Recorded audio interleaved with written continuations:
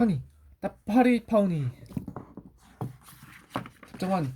It was Tony's first birthday party in 2 days, and she was tired.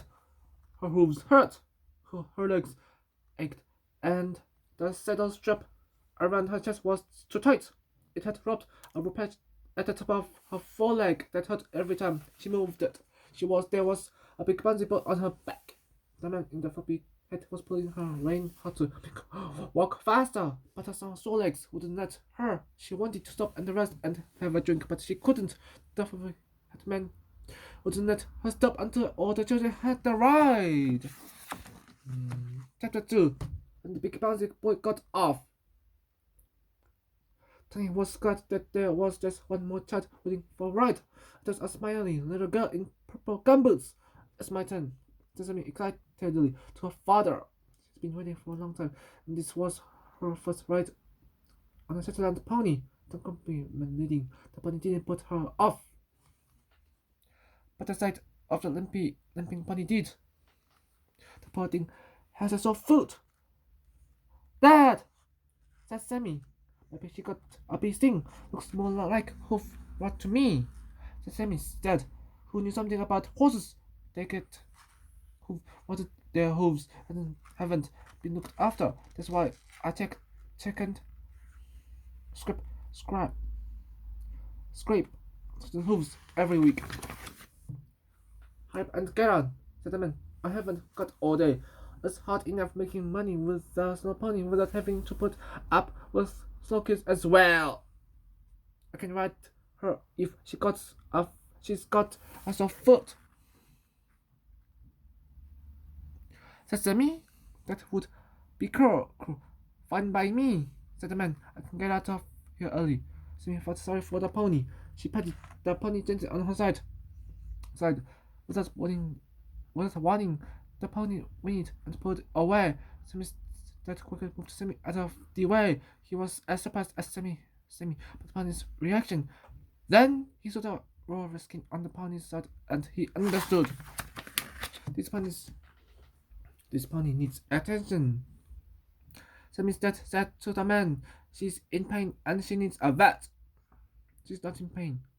She is a pain," said the man. Don't worry. She'll get plenty of attention from me if she does that again. Sammy and her dad watched as the man led the pony back to the horse float. He drove off without even giving the pony a drink of water or removing her saddle. Sammy was sad and scared. That poor pony, she said. What can we do? Don't worry. I took her father off the horse float, said Dad. Chapter 3. Tony's paddock was next to her house at the end of a long driveway. The floppy hatman's car wasn't there, and Tony was pleased about that.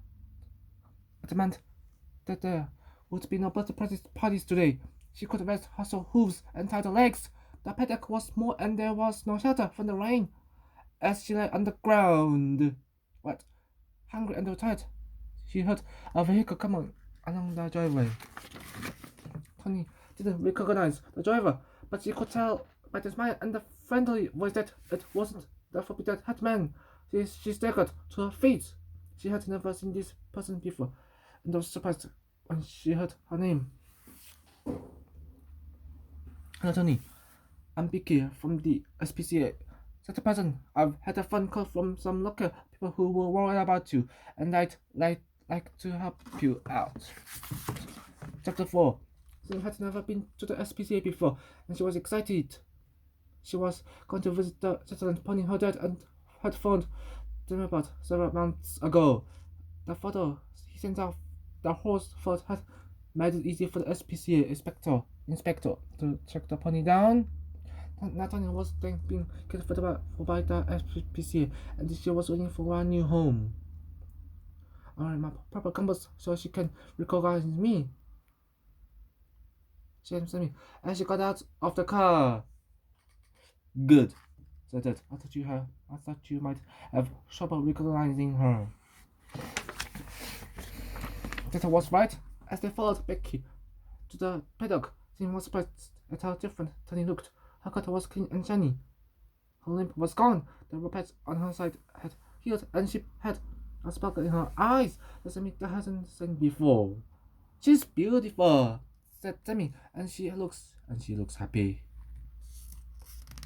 It's amazing what a bit of care and attention can do, said Dad. We clipped her hooves and treated the hoof rot, said Becky. She now has plenty of clean water, good food, and some shelter.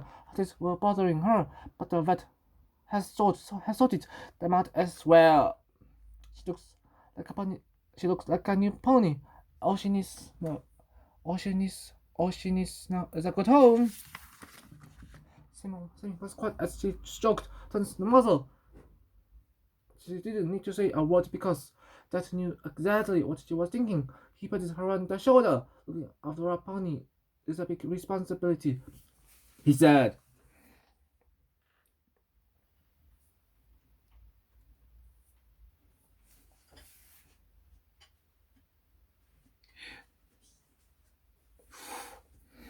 I think it needs to wait until you're a bit older, Simon said. But she tried not to show it. She was glad that Tony was doing so well. She hoped that her new home would be just as good as for her as her time at the SPCA. Chapter 5. Tony could tell us Becky led her to the horse float that she was going to a new home. To a new home. To a new home. New home. She was as nervous and sad to be leaving the SPCA. Being the horse float as the rattled and rolled along the road reminded her of all those times she had been taken to the two birthday parties by the floppy hatchman. She was worried. Tony was even more worried when the horse float came to a stop. She didn't know where she was, but she could hear a sound she had heard many times before. Happy birthday to you. Happy birthday to you. As Tony was led down the horse foot ramp, she saw the little girl with the purple gumboots. Tony was as surprised as Tony was. Also, her friends seemed to know what was going on. Surprise! They said. Tony walked over to Tony and hugged her. Dad! Does this mean that Tony is my pony? She asked. That's right, said Dad. As long as you take good care of her, she can share the top paddock with certain, and there's room for another stable in the barn. But yesterday you said I would have to wait till I was a bit older. That's right, laughed Dad. But yesterday you were a year younger.